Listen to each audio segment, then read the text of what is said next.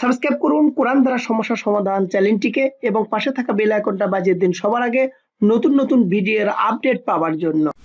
আসসালামু আলাইকুম ওয়া রাহমাতুল্লাহি ওয়া বারাকাতুহু। প্রিয় বন্ধুরা, সবাই কেমন আছেন? কোরআন দ্বারা সমস্যা সমাধান চ্যানেলের পক্ষ থেকে আপনাদেরকে স্বাগতম। বন্ধুরা, প্রতিদিনের মতো আজকেও আমি আপনাদের কাছে নতুন একটা টিপস নিয়ে হাজির হয়েছি। আজকের টিপসটা খুবই গুরুত্বপূর্ণ, বা বাংলাদেশে এই রুগীটা বেশি, সেই রুগীটা হলো ডায়াবেটিস রুগী। তো বন্ধুরা, আল্লাহ তাআলা কোরআন কারিমের মধ্যে পৃথিবীতে যত অসুখ বিসুখ ব্যারাম বিধি দিয়েছে তার সমাধান কিন্তু এই কোরআনের মধ্যে রেখেছে।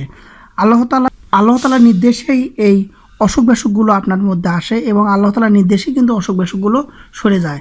পৃথিবীতে যত ব্যারাম বিধি দিয়ে থাকুক না কেন, সব কিছুই আল্লাহ পাকের ইশারা ইঙ্গিতেই হয়। তো বন্ধুরা, আমি বলতে চাচ্ছি যে ডায়াবেটিস রুগীরা অনেক সময় এই ডায়াবেটিসের জন্য অনেক কিছু খেতে পারে না এবং অনেকভাবে তাদের নিয়মকানুনের মধ্যে চলতে হয়।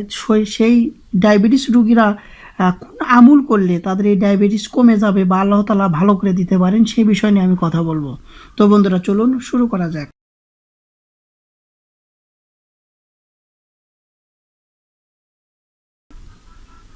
বন্ধুরা, ডায়াবেটিস রুগীদেরকে নিয়ে আমি শুরুটা বলার আগে আমি আপনাদেরকে বলতে চাই যে যার ডায়াবেটিস হয়েছে সে ব্যক্তি ডায়াবেটিস শুরু হওয়ার পর থেকে যে মেডিসিনগুলো গ্রহণ করে বা যে ওষুধগুলো খাওয়া শুরু করে, দেখা যায় 1 বছর পর তাদের ডায়াবেটিসটা ভালো না হয়ে বরঞ্চ ডায়াবেটিসটা বৃদ্ধি হয়।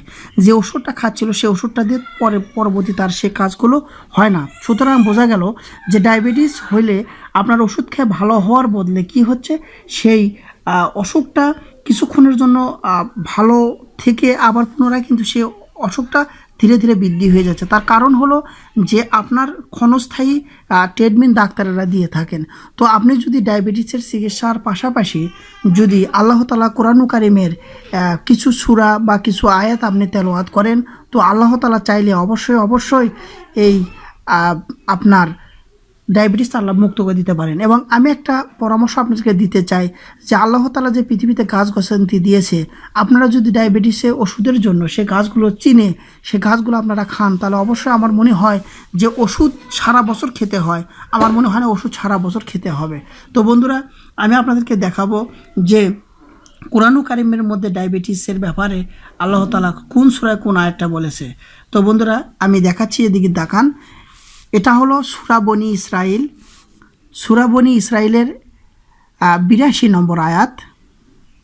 আপনারা ভালো করে খেয়াল করুন, এখানে সূরা বনী ইসরাইল খুলে দেওয়া আছে আপনার 82 নম্বর আয়াত। যারা ডায়াবেটিস হয়েছে আমি মনে করব যে আপনারা কি করবেন, ডায়াবেটিসের ওষুধের পাশাপাশি আপনারা ফজরের নামাজ পর এবং এশার নামাজ পর আপনারা একটি আয়াত পড়ে যদি আল্লাহ তাআলার কাছে দোয়া করেন, আমার মনে হয় অবশ্যই আল্লাহ তাআলা আপনাদের এই ডায়াবেটিসকে চিরতরে মুক্ত করে দিতে পারে। তো আমি আয়াতটা পড়তেছি, দেখেন এখানে 82 নম্বর আয়াত সূরা বনী ইসরাইলের। আউযু বিল্লাহি মিনাশ শাইতানির রাজিম, বিসমিল্লাহির রহমানির রহিম, নুনাজ্জিলু মিনাল কুরআনি মা হুয়া শিফাউ ওয়া রাহমাতুল লিল মুমিনিন।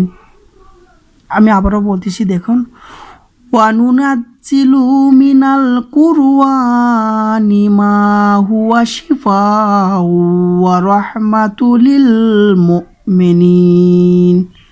এই ছোট একটু আয়াত। তো বন্ধুরা, 82 নম্বর আয়াত যাওয়ার আগে এখানে আপনারা থেমে এই আয়াতটুকু আপনারা কি করবেন, 100 বার 200 বার আপনারা কি করবেন, এটা পাঠ করবেন। 100 বার এবং 200 বার পাঠ করার পরে আপনি আল্লাহ তাআলার কাছে দোয়া করবেন হাত তুলে যে আল্লাহ তাআলা অবশ্যই আপনার যে ব্যাধিটা ডায়াবেটিসটা হয়েছে, আল্লাহ তাআলা চাইলে অবশ্যই কিন্তু এই ডায়াবেটিস থেকে আপনাকে আল্লাহ তাআলা শাফা দান করতে পারে। তো বন্ধুরা, আমি আবারও বলতে চাই যে যত অসুখ বিসুখ আল্লাহ পাক দিয়ে থাকুক না কেন, তারই ইশারায় হয় এবং তারই ইশারায় আবার ভালো হয়ে যায়। তো আমি মনে করি যে যাদের ডায়াবেটিস হয়েছে, যাদের ডায়াবেটিসের কারণে আপনারা অনেক অসুস্থ হয়ে বিছানায় পড়ে গেছেন, আমি বলবো যে আপনারা ডায়াবেটিসের চিকিৎসার পাশাপাশি আপনারা আল্লাহ তাআলার এই কোরআন কারিমের এই আয়াত তেলাওয়াত করুন এবং এটা আমলে পরিণত করুন। তবে বন্ধুরা, আর একটা কথা, এখানে কিন্তু আপনি যদি আল্লাহ তাআলার কোনো হুকুম আহকাম না মেনে হালাল খাদ্য না খেয়ে আপনি যদি 5 ওয়াক্ত নামাজ না পড়ে যদি শুধু এই আয়াতটাই তেলাওয়াত করেন, তাহলে কিন্তু কাজ হবে না। তো আমি বলবো অবশ্যই আল্লাহ তাআলার এই 5 ওয়াক্ত নামাজ পড়ার পরে আপনারা যখন সময় পাবেন সারাদিনে আপনার 200 বার বা 300 বার বা 100 বার যে কয়বার আপনি পারেন পরে আল্লাহ তাআলার কাছে দোয়া করবেন। আল্লাহ তাআলা চাইলে অবশ্যই আপনার ডায়াবেটিসকে আল্লাহ তাআলা শাফি নামের উসিলায় সমাধান দিয়ে দেবে এবং আপনি সুস্থ থাকতে পারবেন। তো বন্ধুরা, আমার ভিডিওটা এই পর্যন্তই।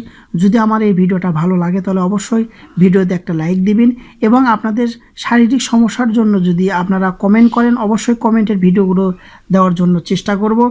আর যদি আপনারা নিত্য নতুন এরকম ভিডিও পেতে চান তাহলে অবশ্যই সাবস্ক্রাইব করবেন এবং বেল বাটনটা বাজিয়ে দেবেন যেন নতুন ভিডিও দেওয়ার সঙ্গে সঙ্গে আপনার কাছে দ্রুত পৌঁছে যায়। তো বন্ধুরা, ভালো থাকুন, সুস্থ থাকুন। নতুন কোনো টিপস না আপনার সাথে দেখা হবে। আসসালামু আলাইকুম ওয়া রাহমাতুল্লাহি ওয়া বারাকাতুহু।